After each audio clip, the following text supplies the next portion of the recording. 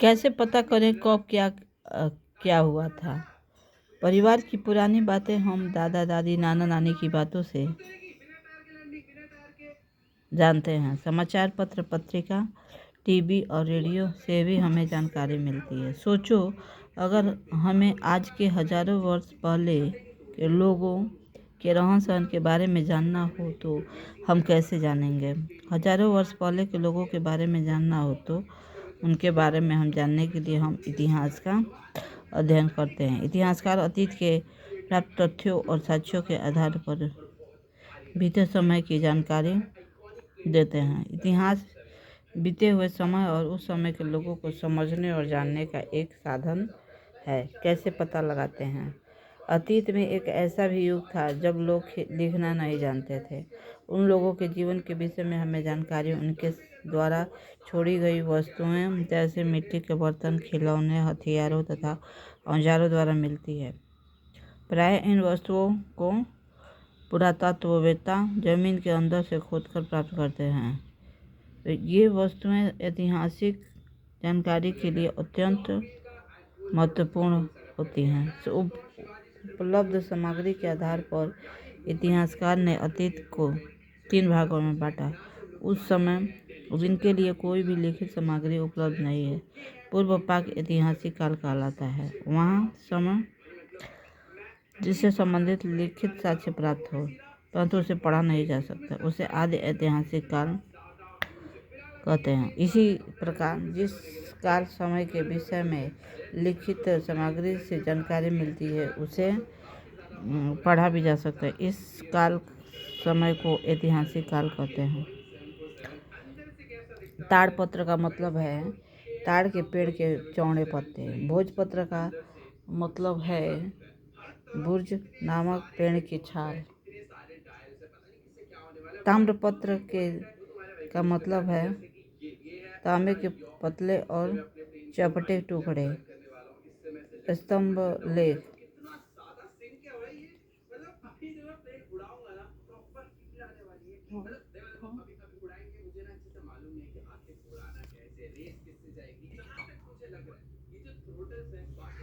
Light बंद कर देना, जूता पहन लो, जाओ पूछ के। ताम्रपत्र का मतलब है तांबे के पतले और चपटे टुकड़े।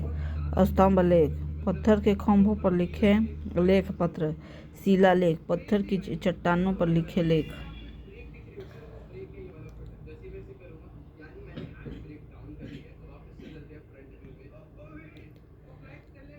अतीत में एक ऐसा भी युग था जब लोग लिखना नहीं जानते थे। उन लोगों के जीवन के विषय में हमें जानकारी उनके द्वारा छोड़ी गई वस्तुएं जैसे मिट्टी के बर्तन, खिलौने, हथियारों, औजारों द्वारा मिलती है। प्राय इन वस्तुओं को पुरातत्ववेत्ता जमीन के अंदर खोद कर प्राप्त करते थे। यहाँ पे प्राचीन काल में मानव ने जब लिखना शुरू किया तब उसे कागज का ज्ञान नहीं था। वह अपने लेखों को ताड़पत्रों, भोजपत्रों और ताम्रपत्रों पर लिखते थे। कभी कभी लेख बड़ी शिलाओं, स्तंभों, पत्थरों की दीवारों, मिट्टी तथा पत्थर के छोटे छोटे टुकड़े पलकों टुकड़ों पर भी लिखे जाते।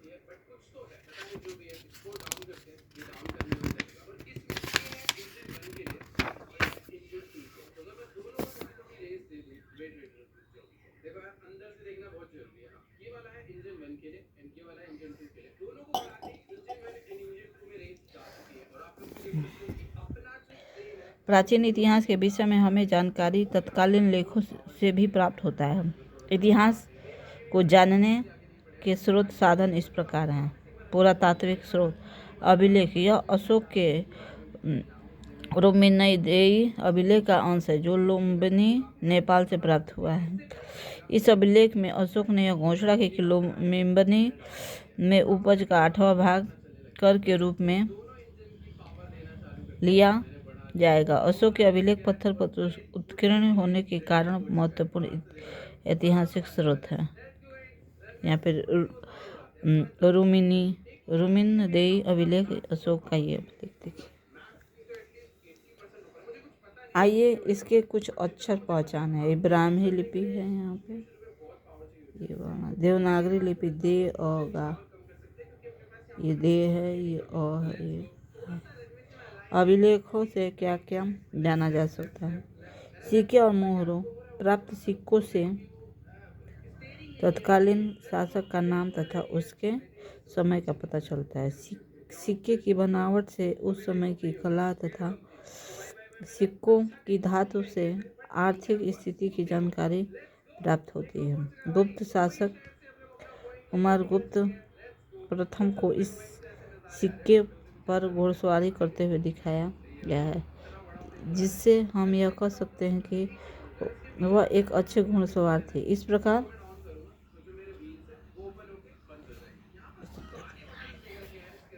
टाइम हो गया है 8 बजे।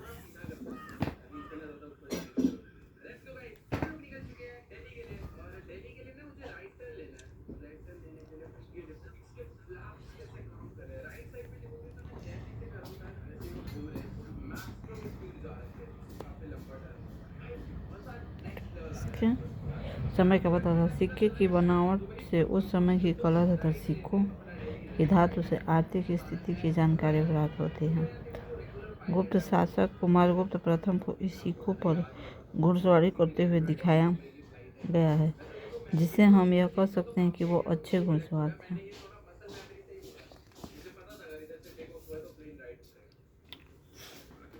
हड़प्पा कालीन मोहरें मेसोपोटामिया से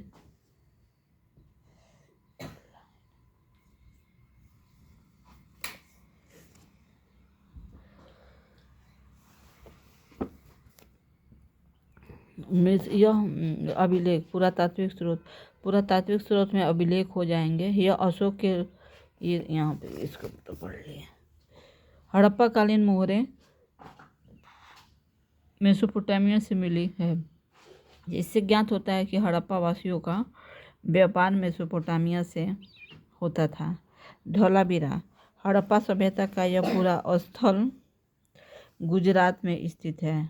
वहाँ से हड़प्पाकालीन नगर निर्माण योजना, जल निकास प्रबंधन आदि के साक्ष्य प्राप्त हुए हैं। सारनाथ।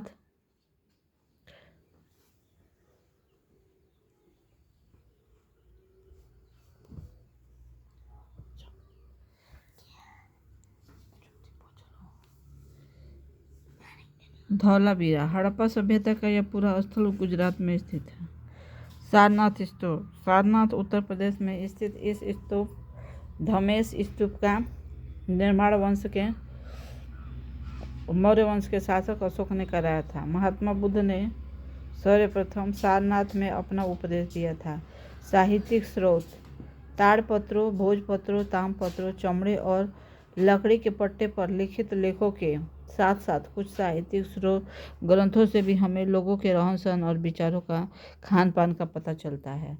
यहाँ पे देखिए, वेद, धार्मिक ग्रंथ में वेद हो गया, रामायण और महाभारत, जैन और बौद्ध साहित्य, जातक कथाएं, तो ये सभी के लेखक वाल्मीकि और वेद व्यास जी हैं। इसका काल का विवरण यहाँ पे दिया है। वैदिक कालीन विवरण होता है, फिर मध्यकालीन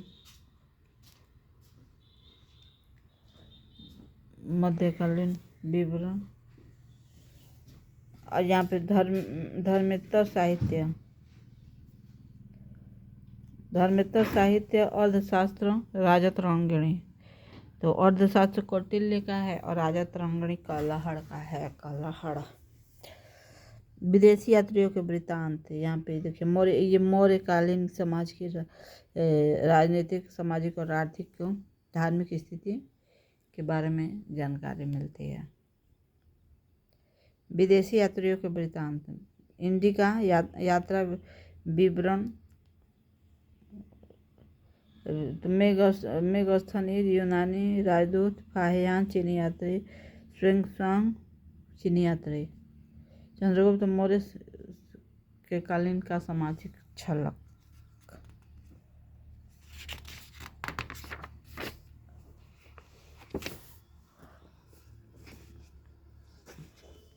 इस प्रकार पुरातात्विक एवं साहित्यिक स्रोत, दोनों स्रोतों से हमें इतिहास की जानकारी प्राप्त होती है। विदेशी यात्रियों के विवरणों से हमें तत्कालीन इतिहास की जानकारी मिलती है। प्राप्त स्रोतों की सहायता से ही इतिहासकार और पुरातात्विक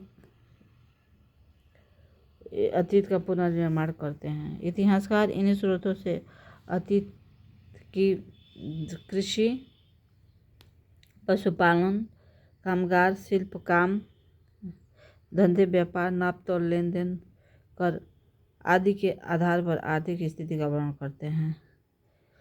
घर परिवार, स्त्रियों की स्थिति, शिक्षा, रहन सहन, खान पान, वेशभूषा, मनोरंजन, त्यौहार, मेले आदि के आधार पर सामाजिक तथा राजा प्रजा, प्रशासन, सुरक्षा, सैन्य व्यवस्था के आधार पर राजनीतिक स्थिति की जानकारी प्रदान होती है। इसी प्रकार कला, आचार विचार, ज्ञान विज्ञान की मान्यताएं, धार्मिक विश्वास, देवी देवता, पूजा पाठ एवं परंपरा के आधार पर धार्मिक और सांस्कृतिक स्थिति का वर्णन करते हैं। इतिहास हमें मानव की संस्कृति, उनके धर्म और उनकी सामाजिक व्यवस्था को जानने और समझने में सहायता करता है। इतिहास का अध्ययन अतीत की घटनाओं से वर्तमान और भविष्य के लिए सबक लेना सिखाता है। इतिहास हमें यह भी सिखाता है कि हम उन बातों का अनुसरण करें जिससे समरसता और शांति को बढ़ावा मिल सके। पहले कौन बाद में। जब पुरातात्विक किसी स्थान की खुदाई करते थे तो कैसे समझते थे कि कौन से स्तर उनके और कौन से बाद में, स्तर पहले और कौन से बाद में।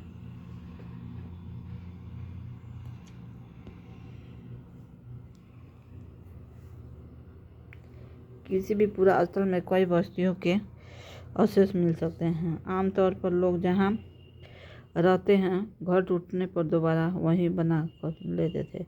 टूटे फूटे सामान और कूड़ा करकट भी घरों के आसपास जमा होते रहते हैं। इन कारणों से बस्ती और जमीन धीरे धीरे ऊंची होती गई और सैकड़ों बाद वहाँ एक टीला बन गया। इसलिए जब टीले खुदाई होती है तो उससे निचला स्तर सबसे पुराना होता है, उसके बाद के युगों के अवसर होते हैं। इतिहास में तिथियाँ। इतिहास में कुछ तिथियाँ ईसा पूर्व में होती है, कुछ ईसवी में। ईसा पूर्व का तात्पर्य है कि ईसा मसीह ईसाई धर्म के प्रवर्तक के जन्म से पहले का समय। इसे अंग्रेजी में बीसी अर्थात बिफोर क्राइस्ट लिखते हैं। इसी प्रकार इस ईसवी को अंग्रेजी के एडी लिखा जाता है। एडी लैटिन भाषा के दो शब्द एनो डामिनी से बना है। एडी का मतलब है ईसा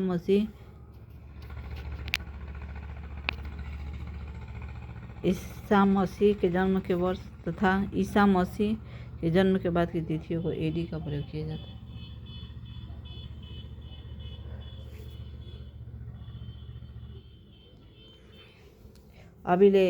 अभिलेख पत्थर अथवा धातु जैसी कठोर स्तर पर बने लेखों से होते थे।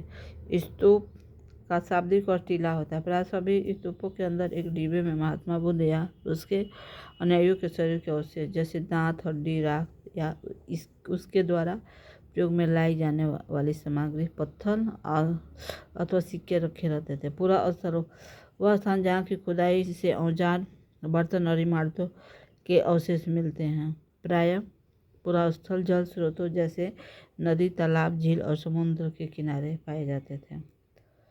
और भी जानिए। महाभारत विश्व का सबसे बड़ा महाकाव्य है। लंदन स्थित ब्रिटिश म्यूजियम विश्व का सबसे बड़ा संग्रहालय है। अलेक्जेंडर कनिंघम को भारतीय पुरातत्व विभाग का जन्मदाता माना जाता है। शब्दावली। संग्रहालय का अर्थ होता है ऐतिहासिक वस्तुओं को सुरक्षित रखने का स्थान, और धर्मेतर साहित्य का अर्थ होता है धार्मिक साहित्य से भिन्न साहित्यिक ग्रंथ।